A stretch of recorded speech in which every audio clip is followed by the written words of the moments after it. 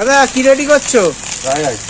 দেখুন দেখুন, এটা কি কম্বো? কম্বো আছে, কম্বো। দেখুন চলে গেল প্রচুর, অনেকটা পরিমাণে তো ঘি দিলে। হ্যাঁ। এটা কি প্লেন ফ্রাইড রাইস নাকি চিকেন টিকেন দিয়ে করছো? প্লেনও হয়, চিকেন হয়, সব কিছু হয়। চিকেন হয় তাই তো? হ্যাঁ, সব এটা কিছু। এটা কি কম্বোতে? হ্যাঁ, কম্বো। কত দাম রাখছো দাদা? 120 টাকা। কি কি থাকছে?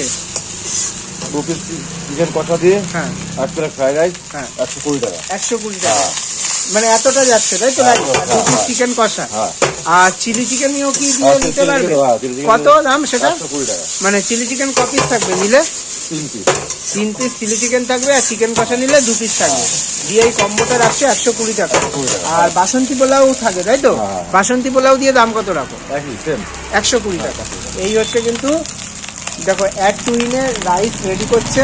এ দেখুন কাজু কিশমিশ এই যে ঘি দিয়ে দুর্দান্ত কিন্তু রেডি করছে। দেখুন ওপরে একটু পরিমাণ মতন চিনি তাই তো? হ্যাঁ। দেখুন